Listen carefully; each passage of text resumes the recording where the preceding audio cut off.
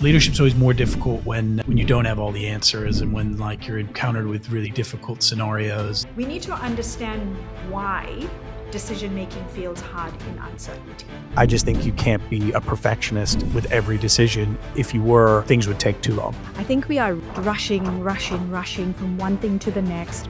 We're just bombarding our minds with a whole lot of information. And I just wanted us to just take a moment in these live episodes to really just have those human moments. I think the ability to decide on what the next step is or progressing towards something where there's a lot of uncertainty helps bring reassurance because there's a plan in place. There are people who are risk averse on your teams. There are people who are risk takers. So I think it's really bringing those two worlds together and seeing before we make a decision. And again, it comes back to that 70% rule. You mentioned the 70% rule. I'm interested to learn a little bit more about that. Actually, you'll be interested to know that Jeff Bezos popularized this rule. Welcome to Breaking the Chain, brought to you by Impel Talent. I'm Nathaniel Chapman. And I'm Terentia Brown. Welcome, everyone. Whoever's in the room, I'm excited for us to talk about this topic today. Hi, Nate. Welcome. I'm so excited to be back. I feel like we're getting better and better at these live episodes. We got even some cool borders on our live session, and I think so. Yeah. I think it's been it's like a new technical challenge for us, but we're learning and adapting. It's a new skill. I actually did a post this morning about building confidence with new things. So this is definitely a new skill that we are learning to do this live. We've got it down. We can do these podcasts when it's just us or just us and the guest. But I think when it's live, we've got different people jumping in. So really to say welcome as you are walking into the session today, taking some time out in your lunchtime to come and listen to us talk about a topic that I think is one of the big topics from a leadership perspective, talking about how do you make decisions when you don't have all the answers. And when I was putting the topic together, I was thinking about how to preface it. So the thought I had was leading through fog, because sometimes that's what it feels like. We're just trying to wade through the fog. Things are unclear, things are uncertain. And as leaders, we are expected to make decisions when we don't have all the answers. So it is our theme of the month is talking about how do we navigate change. And so we are linking this topic to that theme. And so, when we think about leadership, we are leading through fog and it's not always sunshine. So I think that as we talk about this topic today and unpack some practical tools, I really want to pick your brain, Nate, because I know we've been navigating through some foggy times and really foggy. And still, and we are still here. We are live and kicking, still smiling. So that's great. That's great. What are your thoughts on this topic before we jump into some practical tools? I always get a really big kick out of this subject when we were thinking about it. I think it goes hand in hand with leadership because I don't think leadership's always more difficult when you don't have all the answers and when you're encountered with really difficult scenarios and when things are clear cut and the future, things are peachy, they're kind of easy to do as a leader. But when it gets foggy and when you're unsure and there's a lot of uncertainty, there's a lot of things to manage with your team internally and externally. And I think this is a topic that everyone listening will really resonate with because there is so much fog and uncertainty around the job market, around AI, around offshoring, profitability, tariffs, which have been announced by Donald Trump as a sweeping 15% now across the globe. So I feel like most people are naturally in a state of fog. I think I'm hoping with this episode we can help people take a deep breath, find a way to wade through it. Yes. So that's why I was excited to jump on for this topic. Great.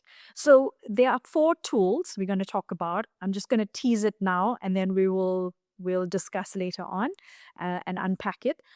So if you haven't heard about these things, please put a comment in the chat. Would love to see if who's heard of them, who hasn't heard of them. So the first one is the OODA loop or the OODA loop.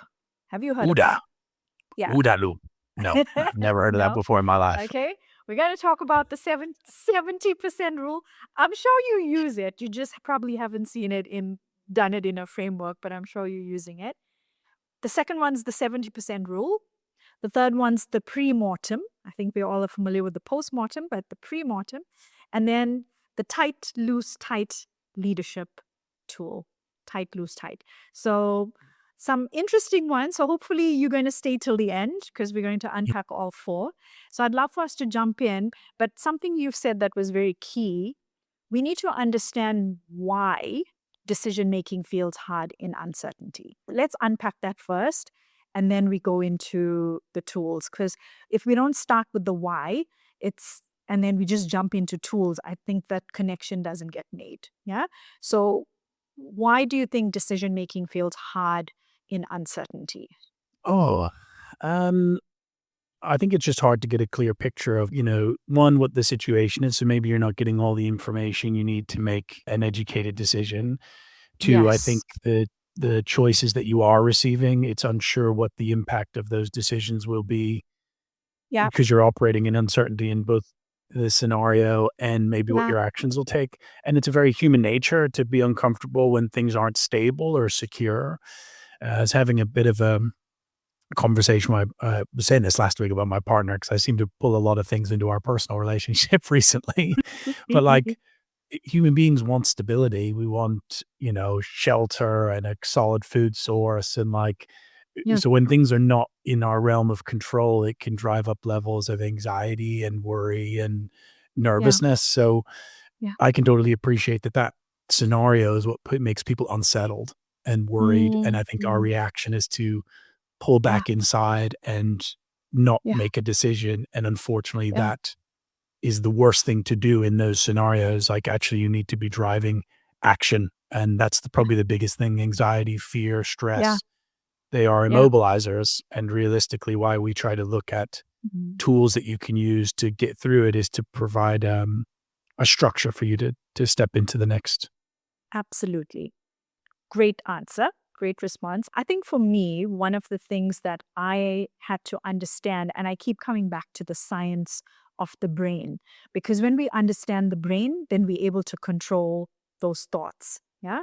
And so, in that uncertain times, or when our brains actually need to make a decision, when we don't have all the answers, our brain actually goes into a threat mode, which is quite crazy. It's because it's looking for certainty, it's looking for clarity, it's looking for guarantees, but it's not coming, right? But those guarantees don't come because in leadership we don't have those guarantees. We're actually making decisions based on the information we have in that moment. So what happens is there's an internal tension that gets created within the brain because we want the guarantee, but we don't have it. We want the clarity, but we don't have it. We want the certainty, but we don't have it. And so, as leaders, what starts happening is we start feeling like we slow. We're actually feeling paralyzed because we are making decisions, or we're feeling overwhelmed, or we're feeling indecisive. We just can't make a decision. And I think something to call out here is that people are not incapable of making the decision. It's just our brains are just trying to protect us from making the wrong decision. Because that's the fear we have, right? Is making the Yeah. wrong decision. And we've spoken about this before. That psychological, say, not having the psychological safety to make a decision and know that you are supported. And I think I've experienced this within teams where we have, especially people that we've coached or you've coached, the organization has coached, where there seems to be a lot of people pushing decisions further up the ladder because there is a Yes. fear of the outcome or the Yes. decision, which actually also slows Yes. down decision making because that anxiety or that fear from indecision means, Yeah. and unfortunately, it is a level of politics within companies to safeguard yourself and protect yourself so you don't think about, can I actually take accountability and ownership of this decision? So I absolutely agree. Yeah. I'd love for us to maybe pause for a little bit and just get everybody thinking about a question that I think we should all be asking ourselves when we are faced with trying to make a decision in uncertain times. So I'd love you to just take a moment to think about a current decision that you are avoiding or delaying. And what's the real fear that's underneath it? Is it making the wrong choice? Is it disappointing someone? Or is it losing control? So making the wrong choice, disappointing someone, or losing control. Because this is really what keeps us from making the decisions. Yeah. So we need to be able to understand. So I'd say just take a moment, think about it. Is there a decision that you're avoiding or delaying at the moment? And what's the real reason or real fear underneath it? And if you're brave enough, please type it in the chat. We'd love to also hear from you. What are you thinking? Is there something that we could touch on during our podcast today? Or if you have other tools while we go through the next tool, the first tool here, please add them in the comments. We'd love to share or share with each other, especially if you've heard or seen these before as well. Exactly. Nice. Good. So while you're having a think, I'd really encourage you, write it down. So the question that I've asked you, write some of those thoughts down because it just helps your brain to think it through. So tool number one, as we promised, the how. These podcasts are really dedicated to how. How do I get out of this fog? The first one is the OODA loop that we were talking about. So OODA stands for observe, orient, decide, and then act. Yeah.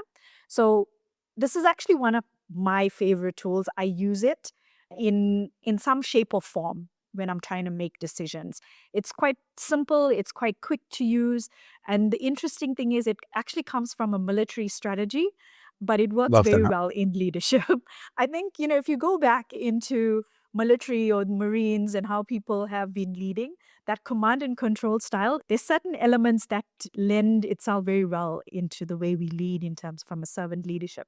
So take things as in these little small doses. So the 4 steps, so let's maybe unpack that a little bit. The 4 steps. So the first step, observe. What is actually happening? Yeah, so we need to be stripping away assumptions and really sticking to the facts. And I think this is where a lot of our indecision comes from because we're struggling with deciphering between the two, the assumptions versus the facts. The second step is to orient yourself. So, what does that mean? It means what patterns are emerging? What matters most right now? These are questions you should be asking yourself before you make a decision. This third step for me is the most critical one, is to actually decide. But there's a key piece here. We need to choose the next small step. The key here is small, not the next 5 steps, just the next one. Because this is where we also get lost in the fog. We're trying to make decisions for every eventuality, every risk. It's too much. Pick just what's the next small step. And then the 4th step is to act. So act means move. So move, try something. If it's not working, reevaluate. It can be an iterative process. It doesn't mean you've picked something, you've decided something, you've got to stick with it. And that's the beauty of the world we live in. We can test, fail forward, fail fast, try something. It doesn't work, try something else. So I'm sure you're using this tool. Absolutely. I love a few things that you said, but I think the ability to decide on what the next step is or progressing towards something where there's a lot of uncertainty helps bring reassurance because there's a plan in place. So you were Yeah. saying observe, taking things around you, and make Yeah. sure you have enough information to make the most educated decision. You're not going to have all the answers, but there are ways No. that you can gather intel that allow you to make the best educated decision. When you then orient yourself, you're actually being able to make a decision based off of that data and decide what's the first step in the direction of getting it solved. And I like the reevaluate piece because I think it is a trial and error. I mean, the more I get involved in our decision making or helping businesses, you realize there is a trial period of Yeah. moving the piece just a Yeah. little bit more forward in the process and then reevaluating Yes. to ensure that you're still Yes. making the right decision and moving quickly. And I think that's what I like around that, and that's why it's a loop. Yes. So that's an interesting adapt. And you said it came from, military, origins? Yes. Yes. Military origins. I think what I love, there's so many other things. The VUCA concept is also from the military, right? Yeah. That we're living in this volatile, uncertain, complex, ambiguous. I think that what it does is they have brought structure in terms of how leaders need to lead, because they are in life and death situations. So Yeah. they need simple concepts, quick thinking. They need to think on their feet. So if you think about the situations they find themselves in, they don't have the luxury of time in war situations, for example, No. or, in tactical situations. They don't have that luxury of time. So these simple things, these simple tools actually help them make these decisions quite quickly and really try something that's not working, reevaluate, assess. These things are happening in split seconds or in minutes. Yeah, it's not taking days and months and years. That's what we're talking about. I could see how that would work Yeah. in Yeah. conflict, because obviously you can't solve everything. You can only solve what's in No. front of you or what the issues are and Yes. kind of try and progress through uncertainty. That's interesting. Yeah. Very interesting. Because sometimes you use these tools and you don't understand where it came from or why. So I'm like a nerd like that, trying to understand You where love it's an come acronym. from. Yeah, I yeah. love an acronym. I love an acronym because I can remember it. That's why I love them. And so for me, I'm always trying to understand the why behind it and how is it really going to help me when I'm in a pinch or when I'm in a situation where I need to make a quick decision. So hopefully this is serving some people out there. So if you've heard of this before, love to hear that. And again, I'd love for us to pause for a moment because sometimes I feel we on information overload, and so we're very mindful of that on this time that we have together, not to just bombard you with everything, but for you to also just take some time to think through this episode with us today. What is a next small step you could take, even if the picture isn't clear for you today? So if there's a decision that you are sitting with and you feeling overwhelmed by it, or you're feeling like I don't have all the answers, I don't have all the puzzle pieces, ask yourself the question, what's the next small step you could take, even if the full picture isn't clear yet? So let that Well said. marinate for a moment, or just write the question down and take a bit of time, maybe this afternoon or tomorrow morning when you're a bit more fresh, to ask yourself that question. How can I, as a leader, help move and create momentum and not lose momentum? Because I think that's what happens a lot, right? The leader gets paralyzed and then momentum's lost. And then it's harder to get the team motivated. Come, let's go. Because we just waited for like 2 weeks to make a decision. Yeah. So Great. that's something I'm always mindful of. You know, we don't have all the answers, but how do we keep the momentum going with these small steps?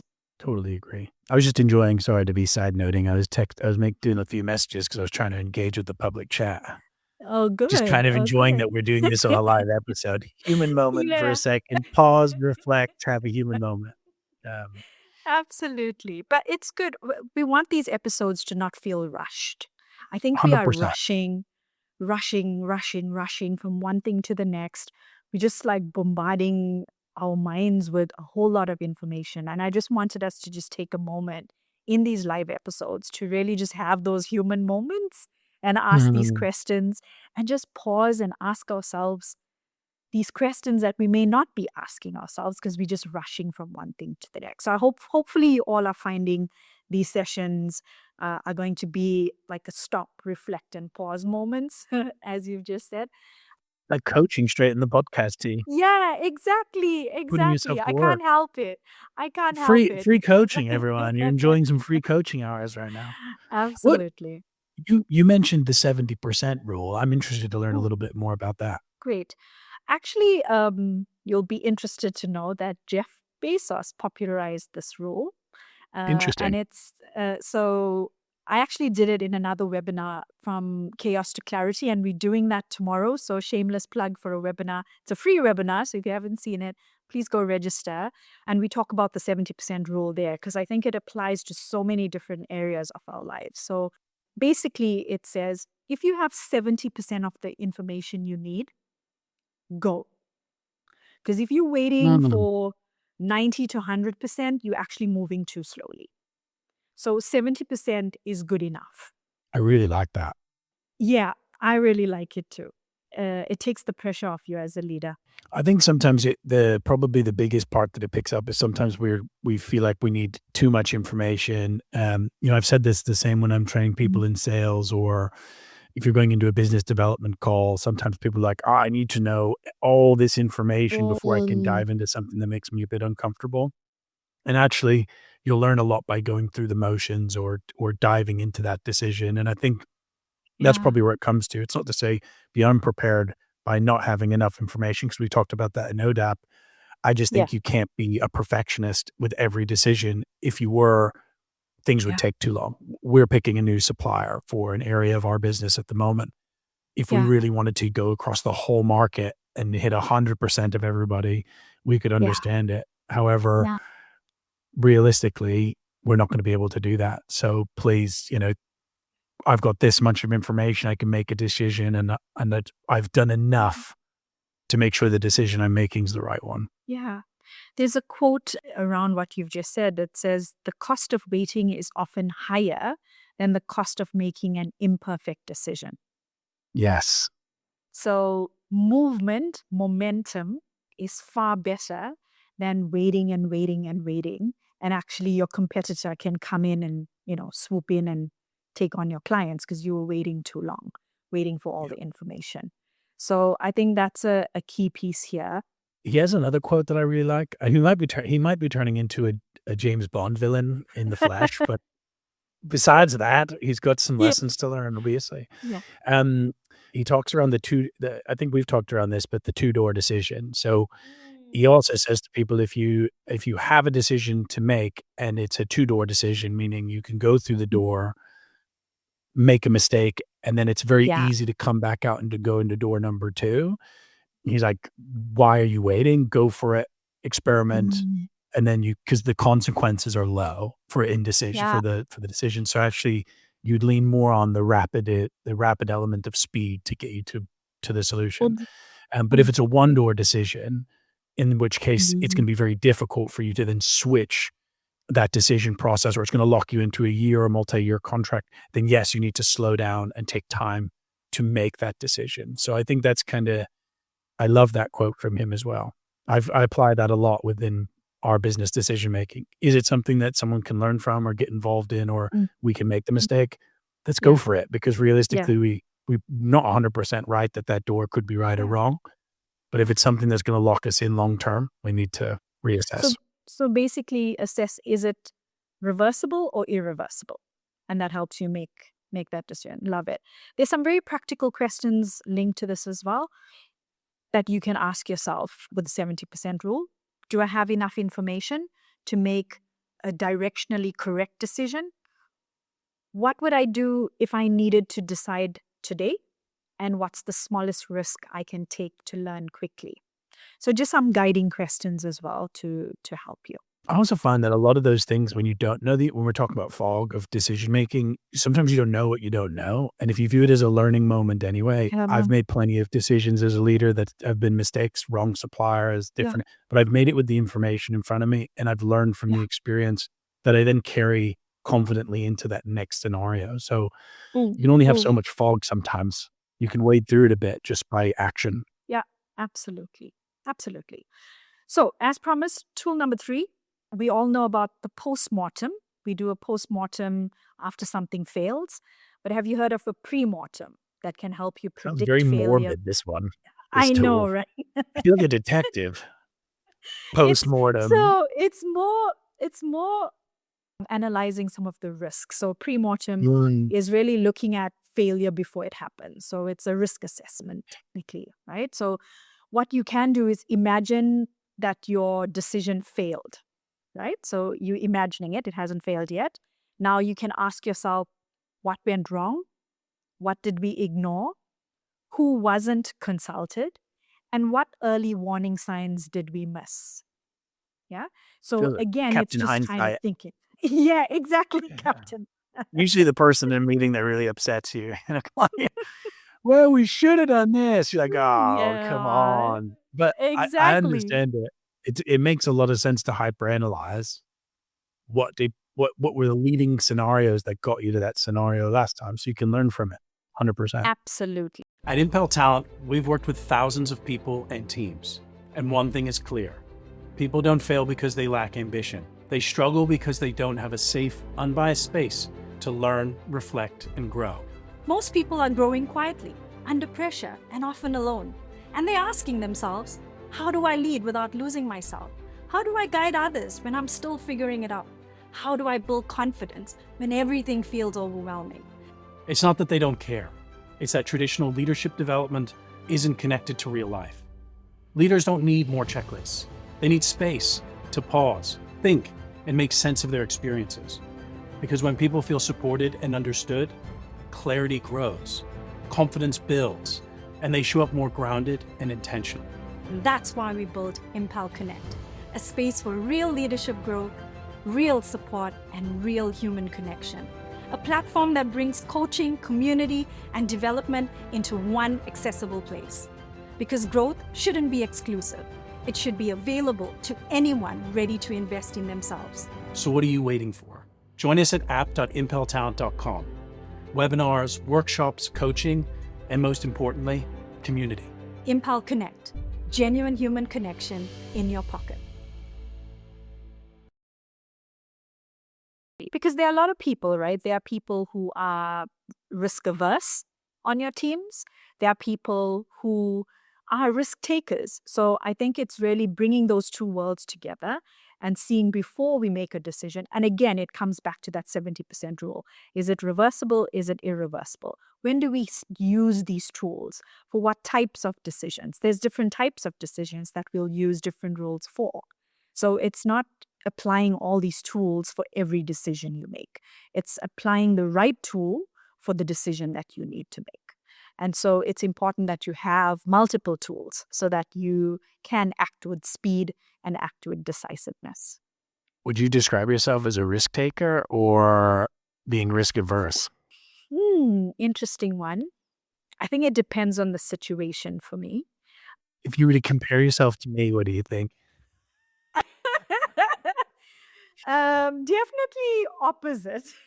Mm. But I think we complement each other well. I think Agreed. there are times where you're like, okay, we need to pull back, or I'm like, yeah, let's go for it. Let's go. And there's been instances like that, which I really like the way we work, because you come up with the idea and you're like, okay, let's go for it. What's the worst that can happen? Or be like, I think we should think this one through. I think you've probably become riskier as we've worked together over the last 6 to 7 Yeah. years for sure. But you obviously jumped out to start a business, so there was going to be a level of you take risk, and Yes. you've moved all over as well. But I just thought it was funny because I feel like sometimes I'm very like I'm always wanting to change direction or take a risk on something, and I'm like, oh, I can read your facial expressions, and she's a bit nervous. But for me, it's because my brain works with like analytics and information and facts. And once I understand it, it's much easier for me to get on board. But the first time I hear it, I need to first process and digest. So I think we were even having this conversation last week because you were saying something to me, and you're like, I don't know if you were on board with it. And I was like, well, I was just processing it, to be Still honest. processing, yeah. I was processing what you were saying. But I think it's important that we also understand as leaders how we are working with each other, how our brains work, what do each of us need, and how do we compromise and complement each other. I Yeah. think those are the key pieces in a leadership team. So it's not only about you and how you make decisions, but also as a team, how are we making decisions as a team? I think that's a key piece that either unites a team or breaks a team. And so I think it's important that we all understand how we all work together. And then conscious that we've got 3 minutes left of people's lunch breaks, we hope. I don't Yes. know. If you're joining us on Yeah. your lunch break, again, we're very excited to have you. This has been one of the coolest things we've put together. So thank you all for joining. See, we talked around tool number 4. This one is an interesting one called tight, loose, tight leadership. So it's one of the simplest tools, I think, for leading teams through the fog. So we spoke a lot around you making decisions, but as a leader, as we said, we are leading teams. So what does it mean? So tight on the why and the outcome. I think that's if we don't explain the why, I think we started this episode talking about the why. Why are we finding it difficult to make decisions? So when we are making a decision, if we're not clear on the why and the outcome, it's very difficult for people to get on board and get them motivated. And then the loose piece is loose on the how. So because we want to give teams autonomy on how to figure out the best path.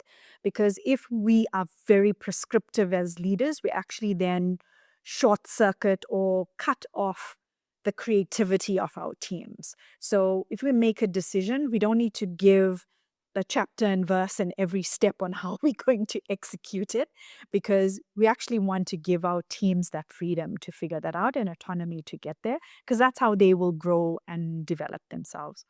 And then the tight again is on check-ins and accountability.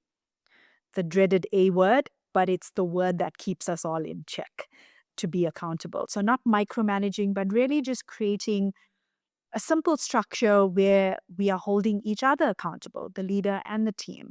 And that's really just, again, I think helping to build confidence in the team. So helping teams understand we've made a decision, why did we make that decision, and really giving them that empowerment and flexibility or autonomy to bring that decision to life.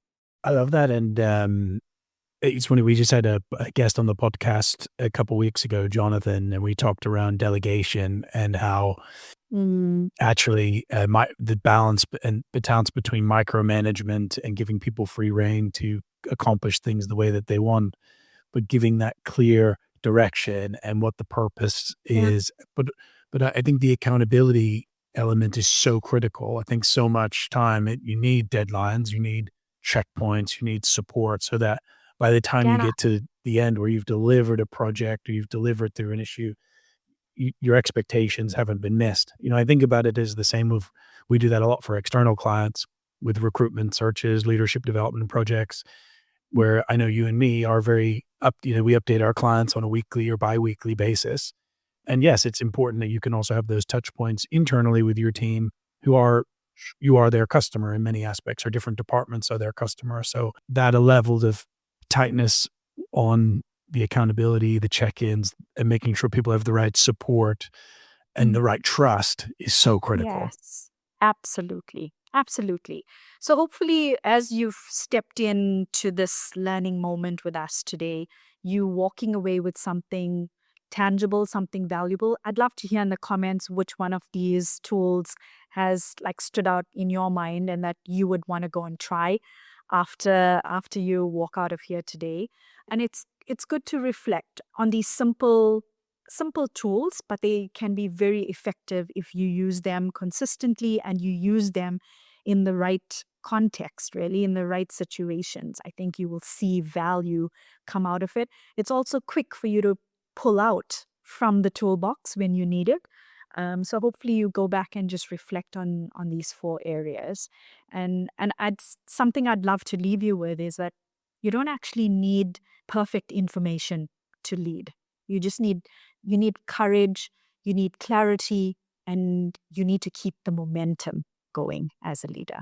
Yeah, and I think there is almost sometimes a fear from leaders to be transparent to when they don't have all the answers. And actually, I would encourage that you don't always have to be that way too. There's a level of vulnerability that comes with uncertain situations. I think people are more comfortable when they're understanding, what are we driving towards? What's our next step?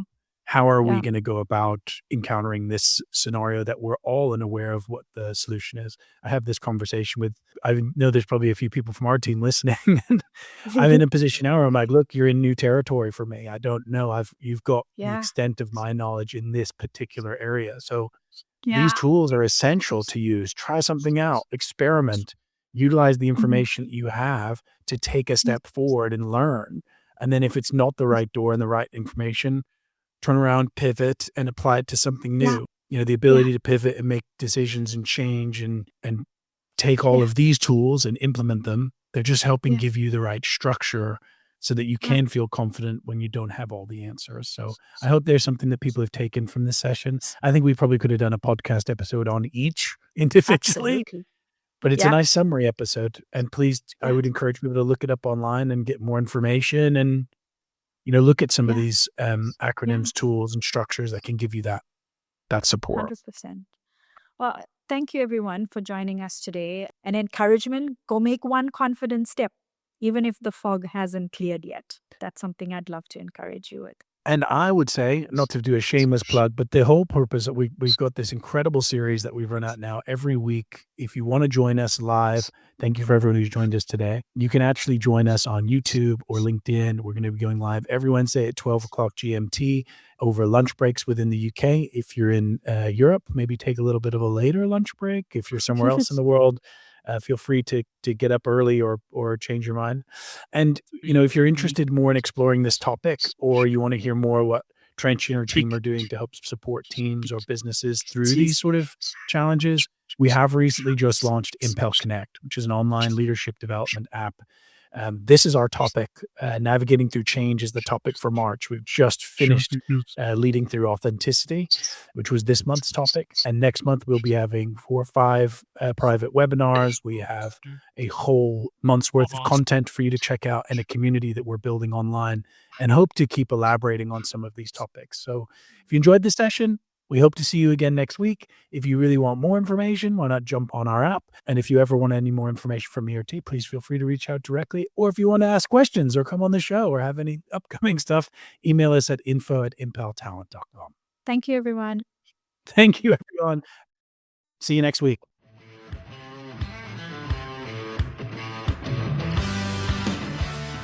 Thank you so much for joining us for our latest episode of Breaking the Chain. If you'd like to see more episodes, you can check us out online at www.impeltalent.com/podcast. And if you'd like to perhaps put a question into us or be featured on one of our next episodes, you can email us at info@impeltalent.com.